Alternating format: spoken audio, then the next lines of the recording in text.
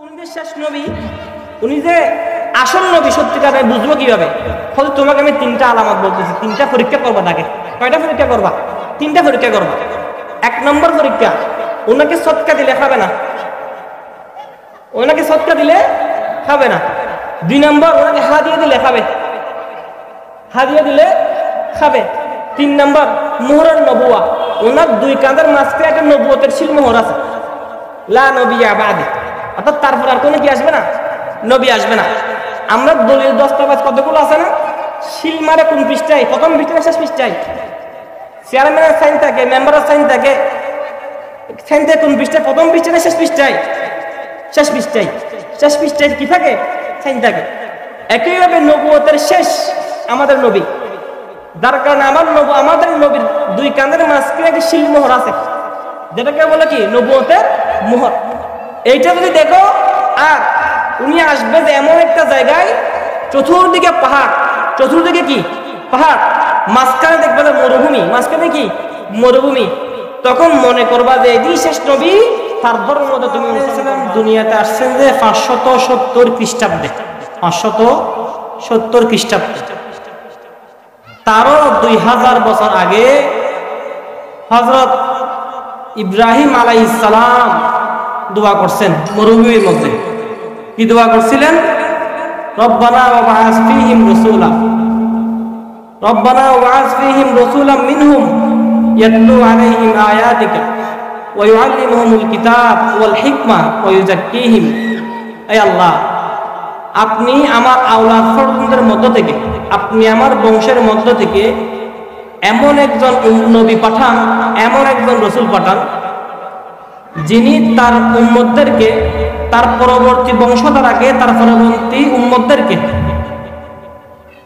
আপনার কিতাব থেকে পড়ে শোনাবে,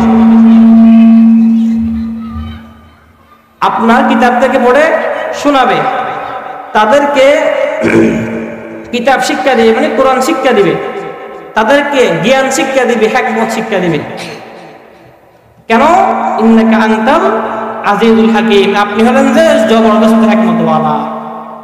এই দোয়াটা ইব্রাহিম আলাইহিস সালাম করছিল যে রাসূলুল্লাহ সাল্লাল্লাহু আলাইহি ওয়াসাল্লাম দুনিয়াতে আসার 2000 বছর আগে, 2000 বছর আগে ইব্রাহিম আলাইহিস সালাম দোয়া করছিল।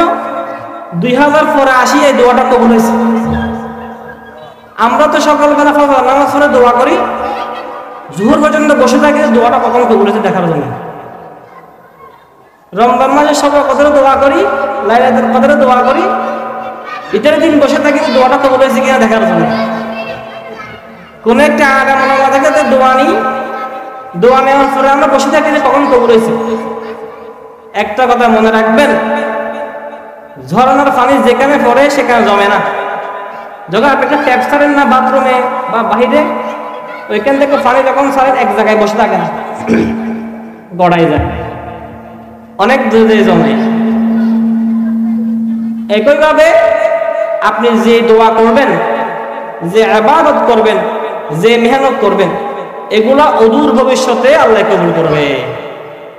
বলতে চাইছিলাম যে 2000 বছর আগে ইব্রাহিম আলাইহিস সালাম দোয়া করছিলেন, আল্লাহ আপনি আমার উম্মতদের মধ্যে থেকে এমন একজন নবী পাঠান, রাসূল পাঠান, যিনি তার উম্মতদেরকে আপনার জ্ঞান শিক্ষা, আপনার ইলম শিক্ষা দিবে, আপনার কিতাব শিক্ষা দিবে, আপনার কিতাব থেকে পড়ে শোনাবে, তাদেরকে ফাকসাদ করে নিয়ে শুদ্ধচারী বানাবে।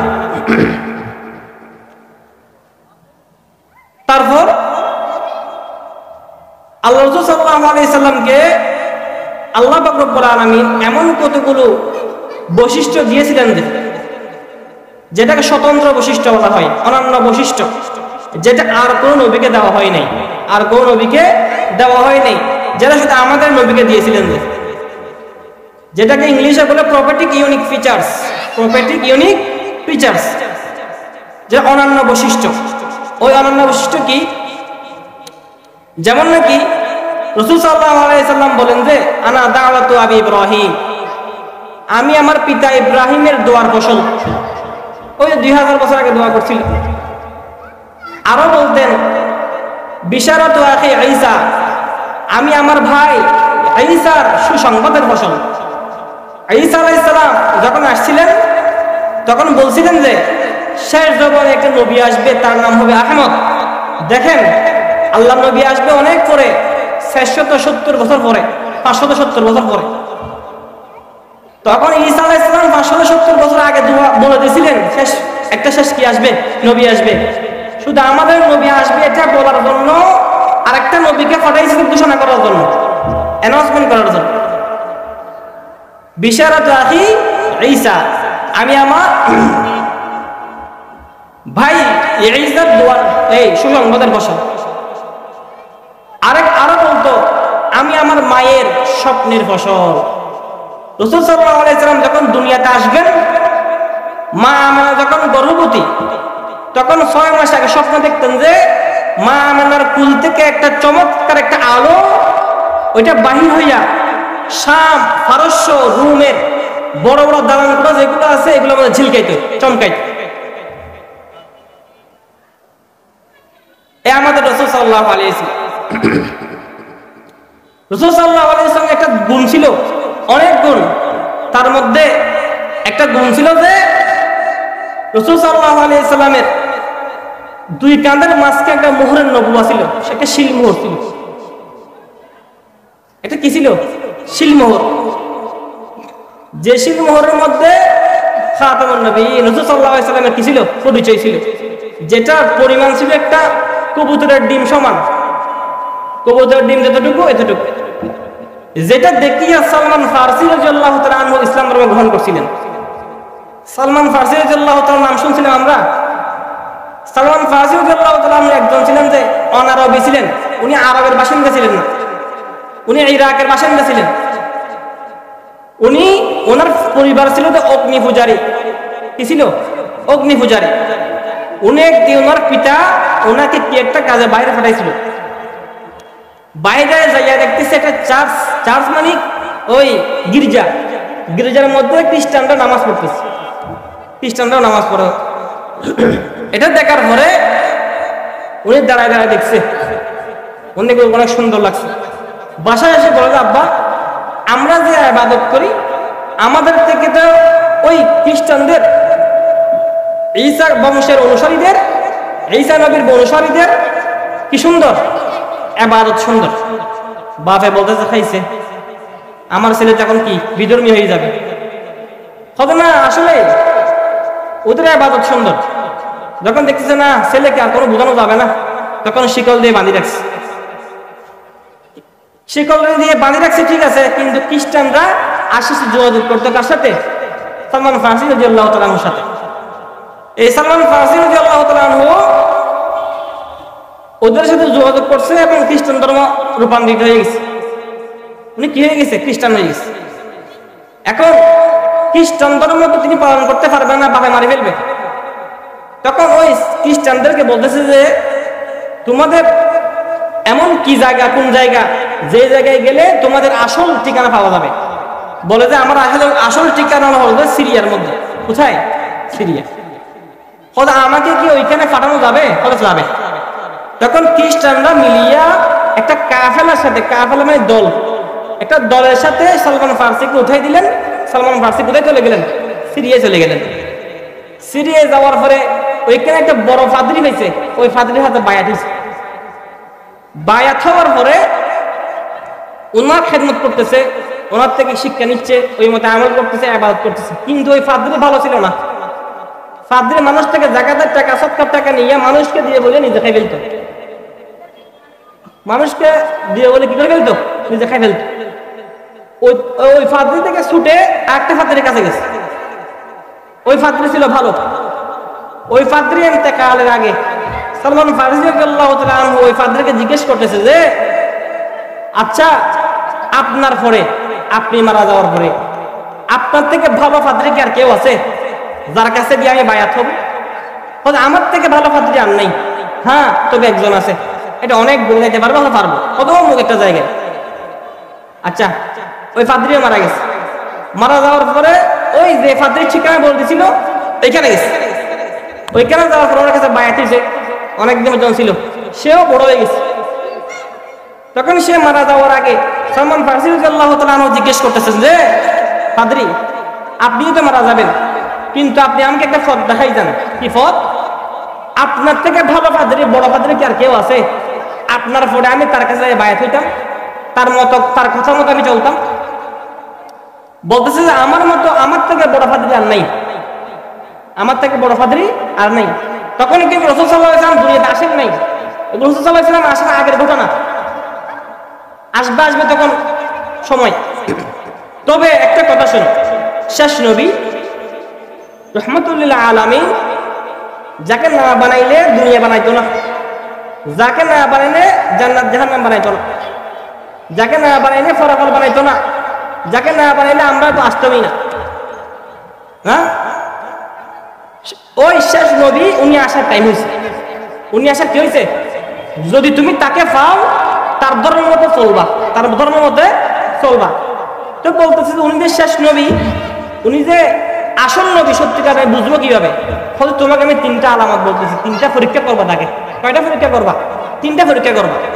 এক নম্বর পরীক্ষা, ওনাকে সৎকা দিলে খাবে না, ওনাকে সৎকা দিলে খাবে না। 2 নম্বর, ওনাকে হাদিয়া দিলে খাবে, হাদিয়া দিলে খাবে। 3 নম্বর, মুহরান নবুয়া, ওনার 2 কাঁধের মাঝখানে একটা নবুয়তের শিল মোহর আছে, লা নবিয়্যা বাদি, অর্থাৎ তারপর আর কোনো কি আসবে না, নবী আসবে না। আমরা দলিল দস্তাবেজ কতগুলো আছে না, শিল মারে কোন পৃষ্ঠায়? প্রথম পৃষ্ঠায়, শেষ পৃষ্ঠায়। চেয়ারম্যানের সাইন থাকে, মেম্বারের সাইন থাকে, সাইন থাকে কোন পৃষ্ঠায়? প্রথম পৃষ্ঠায় না শেষ পৃষ্ঠায়? শেষ পৃষ্ঠায়। শেষ পৃষ্ঠায় কি থাকে? সাইন থাকে। একইভাবে নবুয়তের শেষ আমাদের নবী, যার কারণে আমাদের নবীর 2 কাঁধের মাঝখানে একটা শিল মোহর আছে, যেটাকে বলে কি নবুয়তের মোহর। এইটা যদি দেখো, আর উনি আসবে যে এমন একটা জায়গায়, চতুর্দিকে পাহাড়, চতুর্দিকে কি পাহাড়, মাঝখানে দেখবে যে মরুভূমি, মাঝখানে কি মরুভূমি। তখন মনে করবা যে এই শেষ নবী, তার ধর্মের মধ্যে তুমি অনুসরণ করবা। এখন ওই ফাদরিয়া মারা গেছে, সালমান ফারসি রাদিয়াল্লাহু তাআলা, তখন শেষ নবীর তালাশ আছে। আসবে কোথায়? চতুর্দিকে পাহাড়, মাঝখানে মরুভূমি আছে। কোথায়? এটা আরব দেশ। আরব দেশে কিভাবে যাব? আরব দেশে কিভাবে যাব? আরব দেশ থেকে একটা কাফেলা আসছিল, কোথায়? ওই সিরিয়াতে। আসার পরে তাদের, তখন সালমান ফারসি রাদিয়াল্লাহু তাআলা অনেকদিন তো এখানে বসবাস, তখন উনি ওইখানে চলাফেরা করার জন্য, উনি খাবার দাওয়া বসবাস করার জন্য টাকা লাগতো না। উনি কি করতো? ছাগল চড়াইতেন। কি চড়াইতেন? ছাগল চড়াইতেন।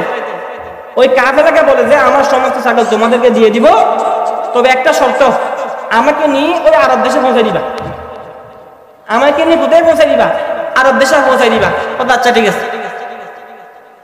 ওদের সাথে যাইয়া অর্ধেক রাস্তায় যাওয়ার পরে ওর থেকে ছাগল নিয়ে ফেলছে, ওকে গোলাম বানাইয়া বিক্রি করে দিচ্ছে। বিক্রি করছে কার কাছে? একটা ইহুদির কাছে। কার কাছে? একটা ইহুদির কাছে। আমার কথা বুঝতেছেন? একটা ইহুদির কাছে। তখন ওই ইহুদির আন্ডারে উনি গোলামি করতেছে, একটা স্বাধীন মানুষ থেকে এখন গোলাম হয়ে গেল।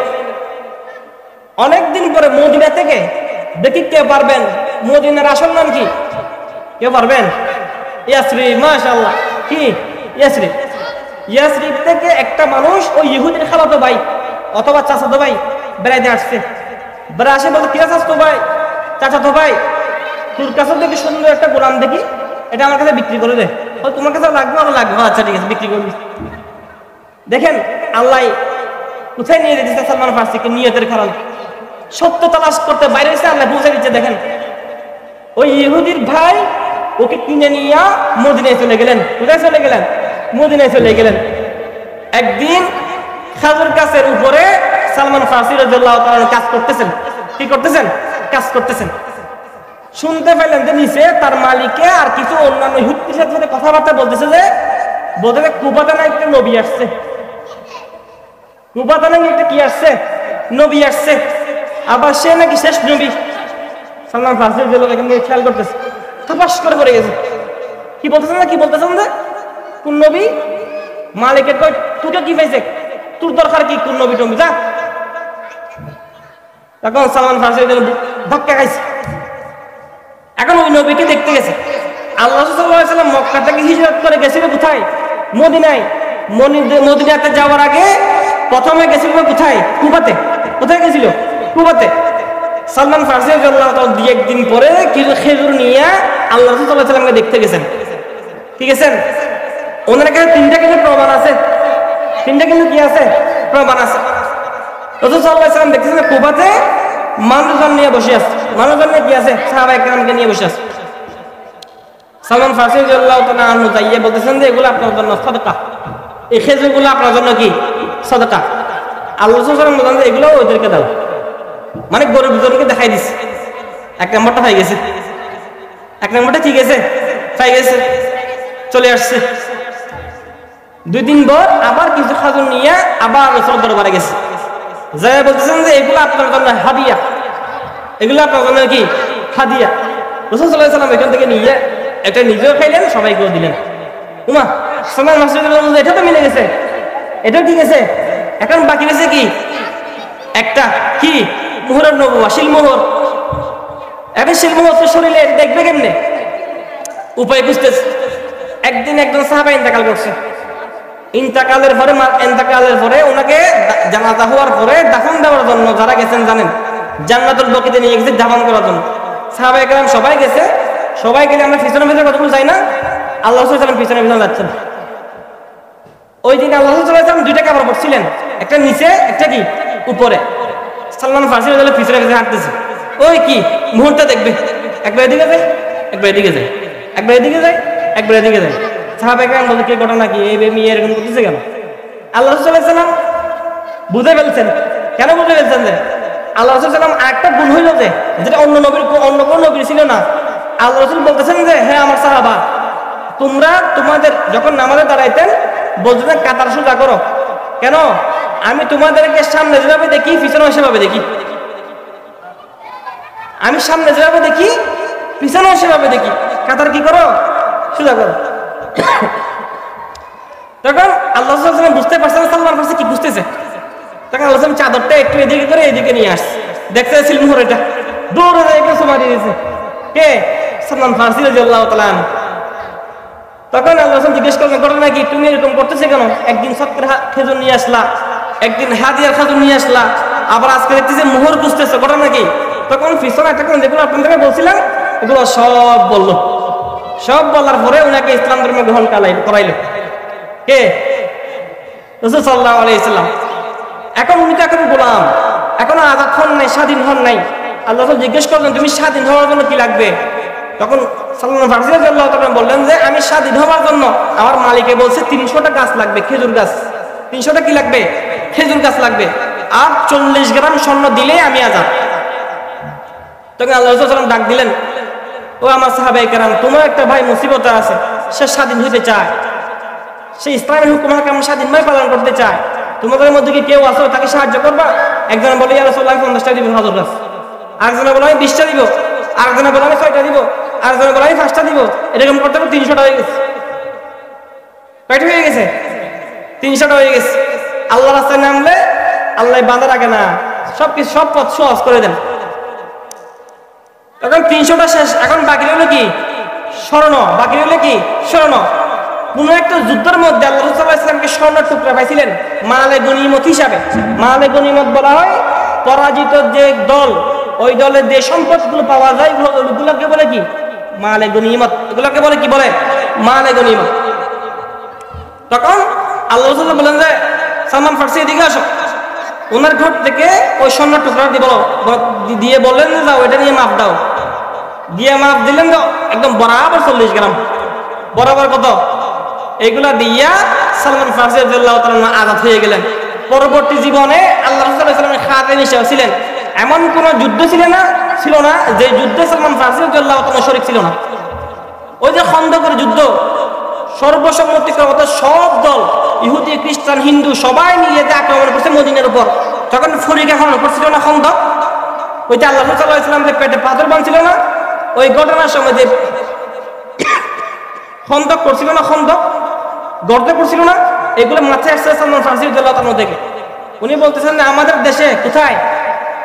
ইরাকে। ওইখানে যদি দুশমন থেকে বাঁচতে কোনো পদ্ধতি অবলম্বন করা লাগে তার মধ্যে এটা একটা, এটা সালমান ফারসি মাথা থেকে আসছিল। তো পরবর্তী সমস্ত হায়াত রাসূল সাল্লাল্লাহু আলাইহি সাল্লামের সঙ্গে ছিলেন খাদেম হিসেবে এবং সব যুদ্ধের মধ্যে শরীক ছিলেন। বলতে চাইছিলেন যে এটা আমাদের নবী জিনার দুই কাঁধের মধ্যে কি ছিল? শিলমোহর ছিল। এবং আরেকটা গুণ হইল যে আল্লাহ সাল্লাল্লাহু আলাইহি সাল্লামের যে কোরআন মজিদের মধ্যে, কোরআন শরীফের মধ্যে, কালামে পাকের মধ্যে সব যতগুলো নবীর নাম আছে সব নবীর নাম আল্লাহ নাম ধরে ডাকছেন। কিরকম? ইয়া আদম আসকুন আনতা ওয়া যাওজুকাল জান্নাহ, ও আদম, হে আদম তুমি এবং তোমার বউ জান্নাতে থাকো, যা মনে হয় তা খাও। ইয়া আদম উসকুন, বুঝাচ্ছে আমার কথা? তারপর ফানাদাইয়া, তারপর মূসা আলাইহিস সালামকে ডাকছে।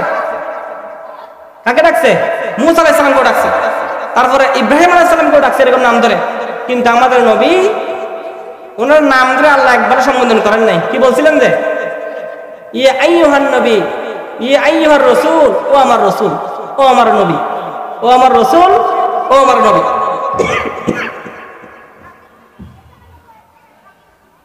তারপরে রাসূল সাল্লাল্লাহু আলাইহি সাল্লাম বললেন যে আনা সাইয়্যিদুল উলদি আদম, আমি হলাম যে আদম আলাইহিস সালাম থেকে নিয়ে কিয়ামত পর্যন্ত যত মানুষ আসবে সব মানুষের লিডার হলাম যে আমি। কেমনে? ইব্রাহিম আলাইহিস সালামের দুই ছেলে, একটা ছিলেন যে ইসমাঈল আলাইহিস সালাম, আর একটা হলো ইসহাক আলাইহিস সালাম। যত নবী আসছে সব আসছে যে ইসহাক আলাইহিস সালামের বংশ দিয়ে। ইসহাক আলাইহিস সালামের একটা পুত্র নাম কি? ইয়াকুব আলাইহিস সালাম। ইয়াকুব আলাইহিস সালামের একটা নাম ছিল ইসরাইল। ইসরাইল কি? ইসরাইল, যে বিয়া বানি ইসরাইল। ইসরাইল মানে আব্দুল্লাহ, আব্দুল্লাহ যে অর্থ ইসরাইলের সেই অর্থ। তো পরবর্তী বনু ইসরাইল দিয়ে যত নবী আসছে সব ওই ইসহাক আলাইহিস সালামের বংশ দিয়ে আসছে। তার মানে লিডার কারা ছিল? যে ইসহাক আলাইহিস সালামের বংশ। যার কারণে শেষ নবী আসবে যেটা জানতেন কে? ওই নবীরা এবং ওই নবীর উম্মতেরা। তখন ওরা গর্ব করে বলতো শেষ নবী উনি আমাদের বংশ দিয়ে আসবে। কিন্তু আল্লাহ সাল্লাল্লাহু আলাইহি সাল্লাম কে ইসমাঈল আলাইহিস সালামের বংশ দিয়ে লিডারশিপ চেঞ্জ করিস, লিডারশিপ চেঞ্জ হয়ে গেছে। আল্লাহ সাল্লাম বলতেন যে কিয়ামতের দিন আমি প্রশংসার পতাকা নিয়ে দাঁড়ায় থাকবো। আমি প্রশংসার পতাকা নিয়ে কি থাকবো? দাঁড়াই থাকবো। আর আমার পতাকার নিচে স্থান নিবে, দাঁড়াবে যে আদম আলাইহিস সালাম। কে? আদম আলাইহিস সালাম। আল্লাহ সাল্লাল্লাহু আলাইহি সাল্লামকে কিয়ামতের ময়দানে এমন একটা জায়গায় উনি সিজদায় থাকবে যে সময় সমস্ত মানুষরা বলবে যে ইয়া নফসি, ইয়া নফসি, ইয়া নফসি। না, ওই দিন একে অপরকে চিনবে না। ইয়াউমা ইয়াফিরুল মারউ মিন আখি ওয়া উম্মিহি ওয়া আবি ওয়া সাহিবাতিহি ওয়া বানিহি লিকুল্লি ইমরিইম মিনহুম ইয়াউমা ইযিন শাআনুন ইউগনি। ওই দিন মাই বলবে যে ছেলেকে চিনে না, ছেলে বলবে মাকে চিনবে না। মা একটা সওয়াব লাগবে, ছেলেকে বলবে যে ও আমার ছেলে, দুনিয়াতে আমি না খামাই তোকে খাওয়াইছি, আমি ভালো না পড়ি তোকে পড়াইছি, এখন আমার একটা সওয়াব লাগবে জান্নাতে যাওয়ার, প্রত্যেকটা সওয়াব একটা দেন আমার। ছেলে বলবে তুমি আমার মা ছিলে যে, কই আমার তো মনে করে না, আমার তো কি করে না, মনে করে না। দুনিয়াতে সবকিছু পারবেন, একে অপরের হক খাইতে পারবেন, একজনের অপরজনের জমিন খাইতে পারবেন, একজনের অপরজনের টাকা খাইতে পারবেন। কিন্তু দুনিয়াতে একটা গরু একটা ছাগলকে মারছিল, ছাগল ছিল দুর্বল, গরু ছিল সবল, যার কারণে ছাগল সেটা প্রতিশোধ নিতে পারে নাই। কিয়ামতের ময়দান এমন আসবে যে ছাগলকে আল্লাহ গরু শক্তি দিবে, গরুকে ছাগল বানিয়ে দিবে। এবার ছাগলকে বলবে যে মার তুই গরু। पहाड़ी पार कर जाएंगे, जमी पर जलजला होगा, मोहम्मद तख्त पर होगा, अदालत पर खुदा होगा, कुल्लु मन अलैहा फान व यबका वजहु रब्बिका जिल जलाली वल इकराम। এই দুনিয়া থাকবে, থাকবে না, দুনিয়া দুনিয়া থাকবে না, সব কিছু বিলীন হয়ে যাবে। पहाड़ी फाड़ कर जाएंगे, जमी पर जलजला होगा, मोहम्मद तख्त पर होगा, अदालत पर खुदा होगा। সেই জন্য ওই কিয়ামতের দিন বলতে চাইছিলেন, ওই কিয়ামতের দিন সবাই বলবে ইয়া নফসি, মানে আমার জান, আল্লাহ আমাকে বাঁচাও, আল্লাহ আমাকে বাঁচাও।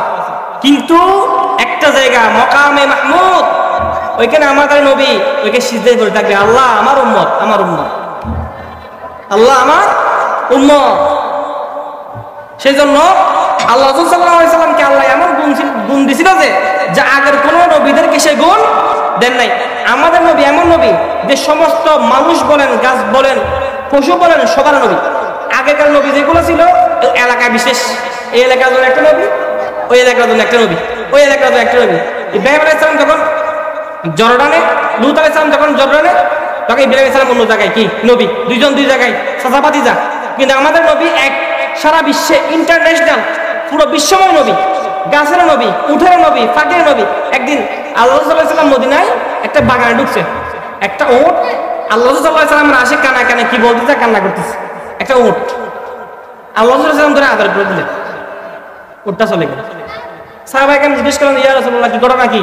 উটটা আসে দিকে আপনার কানা কানে কি বলছিল, আবার দেখি আপনি আদর করে দিলেন, চলে গেল, ঘটনা কি? তখন আল্লাহ সাল্লাল্লাহু আলাইহি সাল্লাম বললেন যে, ও আমার সাহাবা, এই উটের মালিক তাকে বেশি কাজ করায় কিন্তু খাবার দেয় কম, সে আমাকে নালিশ করছে, সে আমাকে কি করছে, নালিশ করছে। আমাদের নবী আরেকদিন সাহাবাকে জিজ্ঞেস করলেন যে, ও আমার সাহাবা, আমি যখন মক্কায়, আমি তখন নবুয়ত পাই নাই, নবুয়তের পূর্ববর্তী যখন মক্কা উপত্যকা দিয়ে হাঁটতাম, পাহাড়ে হাঁটতাম, তখন ফাতরগুলো আমাকে সালাম দিত, আসসালামু আলাইকা ইয়া রাসূলুল্লাহ। যদি এখন যাও আমি কিন্তু ফাতর দেখাইতে পারবো তোমাদের, ফাতরটা আমি কি করতে পারবো, দেখাইতে পারবো। আল্লাহ সাল্লাল্লাহু আলাইহি সাল্লাম মদিনায় একটা মরা খেজুর গাছকে মিম্বর বানাইয়া হেলান দিয়ে খুতবা দিতেন, ওয়াজ করতেন। একজন একটা আরাম শেষ হয়ে যাক, ভালো একটা কি আছে, ওকে নিয়ে আসলে আপনাকে কিন্তু গাছ দিয়ে একটা মিম্বর বানাই দিবে, নিয়ে আসবো, আচ্ছা ঠিক আছে নিয়ে আসবো। নিয়ে আসলেন মিম্বর একটা বানিয়ে নিয়ে আসলেন গাছের, এই খেজুর গাছের যেটা গাছ অন্য পাশে নিয়ে ওই মিম্বরটা বসাইছে। এখন আল্লাহ সাল্লাল্লাহু আলাইহি সাল্লাম ওই খেজুর গাছটার হেলান দিয়ে কি দেয় না, খুতবা দেয় না, ওই গাছের মধ্যে উঠিয়ে কি দেয়, খুতবা দেয়। একদিন দেখতেছে যে একটা গঙ্গানির আওয়াজ, 10 মাসের গর্ভবতী উট যেরকম কান্না করে সেরকম কান্নার আওয়াজ। সাহাবারা চতুর্দিকে দেখতেছে, ঘটনা নাকি, কে কান্না করে? আল্লাহ রাসূল সাল্লাল্লাহু আলাইহি ওয়াসাল্লাম মিম্বর থেকে নামিয়ে আসি, ওই খেজুর গাছ যেটা আছে ওইখানে দেখছে জব জব পানি পড়তেছে।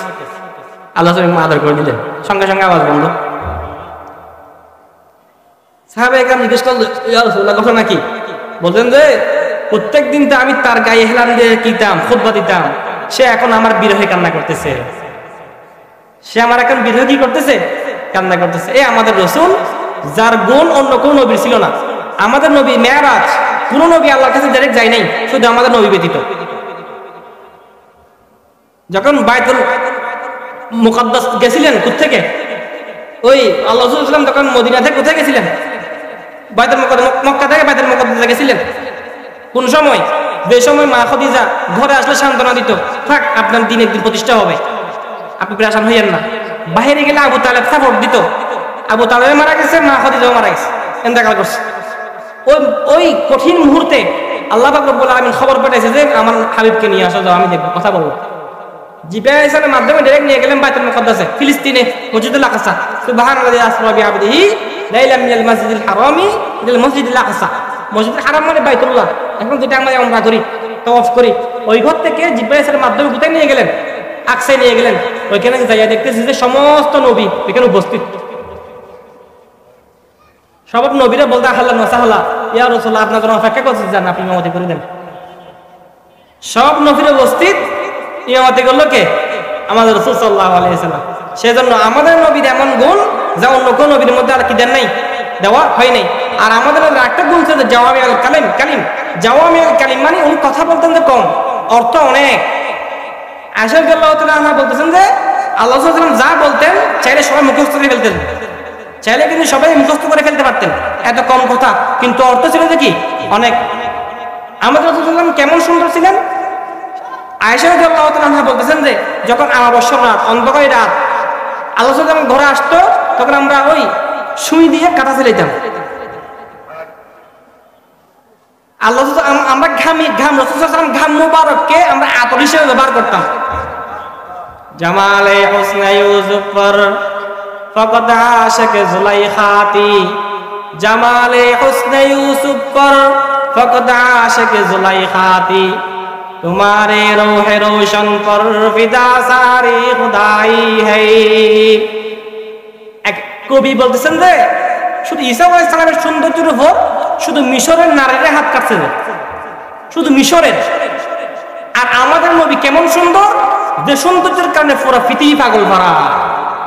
জামালে হুসনে ইউসুফ পর ফকত আশিক जुलैखाती, तुम्हारे रोहे रोशन पर फिदा सारी खुदाई है।